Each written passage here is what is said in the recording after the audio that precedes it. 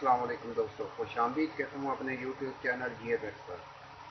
दोस्तों आज हम बात करेंगे करंट के बारे में कि करंट की क्या हिस्ट्री है, क्या डेफिनेशन है करंट, इसका क्या यूनिट है, इसके लिए कौन सा फार्मूला यूज़ होता है और इसके लिए कौन कौन से मेजरिंग इंस्ट्रूमेंट इस्तेमाल होते हैं।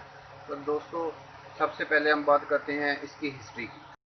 सन 1775 में एक फ्रेंच फिजिसिस्ट एंट्री मेरे एम्पेयर ने जो है इसे इंट्रोड्यूस करवाया था और इसी के ऑनर में इसका नाम जो है एम्पेयर रखा है, जिसे हम ए से रिप्रेजेंट करते हैं। करंट का जो फार्मूला बनता है यानी आई बराबर वोल्टेज डिवाइडेड बाय रेजिस्टेंस, यानी किसी भी सर्किट के अंदर रेजिस्टेंस और वोल्टेज को डिवाइड कर दें तो करंट निकल आती है।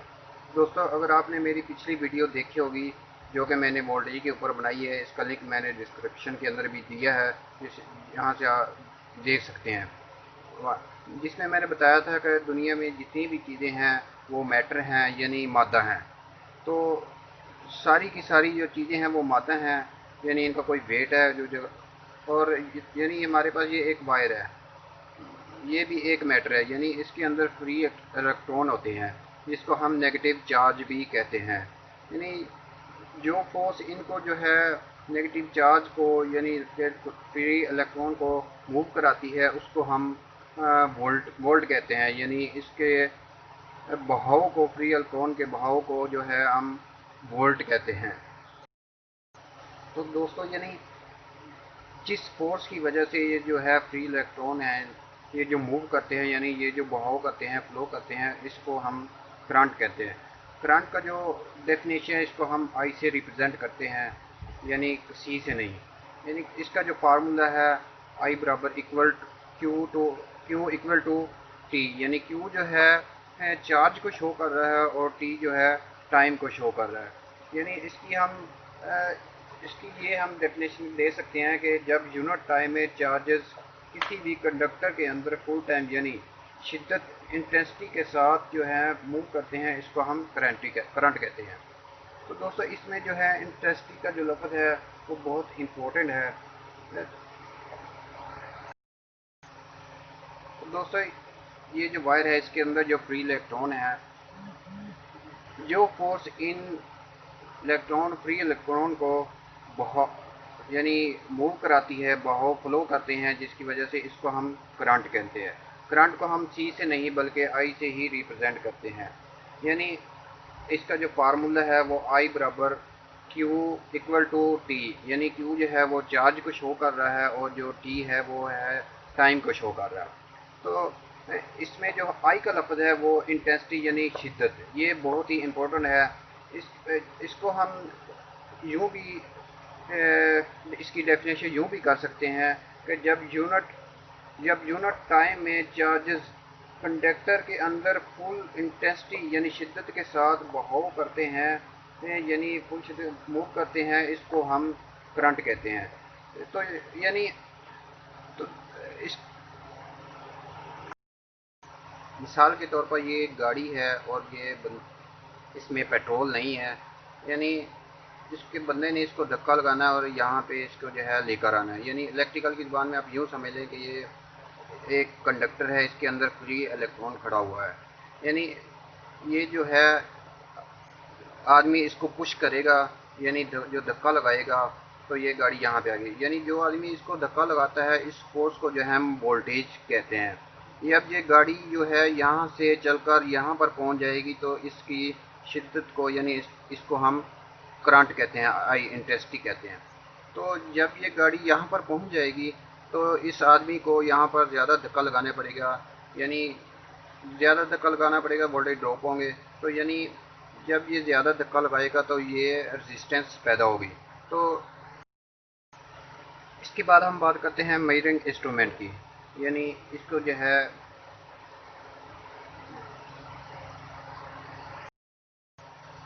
मेजरिंग इंस्ट्रूमेंट की बात करें तो इसको जो है करंट मालूम करते हैं। इसके लिए जो इंस्ट्रूमेंट इस्तेमाल होता है उसको कहते हैं एम्पेयर मीटर। यानी एम्पेयर मीटर दो किस्म के होते हैं, एक जो है एसी एम्पेयर मीटर होता है और दूसरा जो है डीसी एम्पेयर मीटर होता है। यानी अगर एसी करंट मालूम करना है तो इसके लिए हम एसी एम्पेयर मीटर लगाएंगे और डीसी के लिए हम डीसी एम्पेयर मीटर लगाएंगे। इसके आगे इसकी दो फिर इकसाम है, इसके यानी एम्पेयर मीटर की दो और किस्म है। इसमें है एनालॉग एम्पेयर मीटर यानी जो है सुई वाला एम्पेयर मीटर, और दूसरा है डिजिटल एम्पेयर मीटर यानी डिजिट की शक्ल में। यानी यहाँ पे जो है डिजिट की शक्ल में जो है हमें देख सकेंगे कि कितने एम्पेयर हमारे चल रहे हैं। तो यानी एम्पेयर का जो साइन है वो हमेशा ए से रिप्रेजेंट करते हैं, यानी ए लिखा होता है और इसके जो है नीचे है ये जिगजैग लाइन लगी होती है, यानी ये है एसी एम्पेयर मीटर। तो दोस्तों हम आपको बताते हैं कि हम इसे इंस्टॉल कैसे कर सकते हैं। एसी एम्पेयर मीटर जो होता है इसके बैक साइड पे है जो ये जो दो टर्मिनल होते हैं, इसको हम सीरीज में कनेक्ट करते हैं तो ये हमारे जो है एम्पेयर शो होते हैं, यानी जो हमारी सुई मूव करती है। और ये जो डिजिटल वाला जो है इसमें जो है हम इसको पहले सप्लाई देंगे तो ये हमारी जो है स्क्रीन ऑन हो जाएगी। इसके बाद हम इसको सीरीज में यहाँ पे करंट देंगे तो ये हमारे एम्पेयर शो हो जाएंगे। तो दोस्तों हम बताते हैं कि हम इसे पहले हम आपको ये जो है एनालॉग एम्पेयर मीटर जो है इसको इंस्टॉल करके दिखाएंगे कि ये हम इससे हम कैसे एम्पेयर मालूम कर। हमने जो है एम्पेयर मीटर में जो है बल्ब को जो है इंस्टॉल कर दिया है, यानी इसकी दो वायर हैं, इसके एक वायर के दरमियान में काट कर यहाँ पे जो है एक यहाँ पे वायर दी है और एक यहाँ पे, यानी इनके दरमियान में जो हमने एम्पेयर मीटर लगा दिया, यानी जब ये चलेगा तो यहाँ हमें एम्पेयर शो होंगे। तो हम यहाँ पे है इसको चला कर देखते हैं कि ये हमारे पास कितने एम्पेयर ले रहा है। तो यानी हम इसको अब ऑन करते हैं, क्योंकि हमारे मीटर जो है वो काफ़ी बड़ा है, जीरो से लेकर जो है 15 तक जो है हम इसके एम्पेयर चेक कर सकते हैं। तो ये तकरीबन बहुत ही कम एम्पेयर ले रहा है, जिसकी वजह से हमारी जो सी है जो अप नहीं हो रही। तो हम इसको हम डिजिटल जो है उसमें अभी चेक करवाते हैं कि उसमें ये कितने एम्पेयर ले रहा है। डिजिटल वोल्ट मीटर जो है यहाँ पे जो है 4 पॉइंट्स जो है हमें नज़र आ रहे हैं, यानी ये जो 2 पॉइंट्स हैं ये जो है यहाँ डिस्प्ले को ऑन करने के लिए, यानी यहाँ पर हम जो है सप्लाई देंगे तो हमारा डिस्प्ले जो है ऑन हो जाएगा। इसके बाद हम यहाँ पे जो ये जो दो टर्मिनल है इसका हम सीरीज में लगाएंगे बल्ब के, तो जो है हमारे एम्पेयर शो हो जाएंगे। हमारा ये जो है डिजिटल वोल्ट मीटर जो है ख़राब है, हम इसको ऑन नहीं करवा सकते, लेकिन ये है कि हम यहाँ पर अगर दो सप्लाई दें तो ये ऑन हो जाएगा।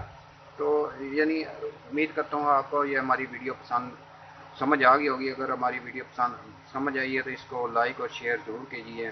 तब तक के लिए अल्लाह हाफिज़।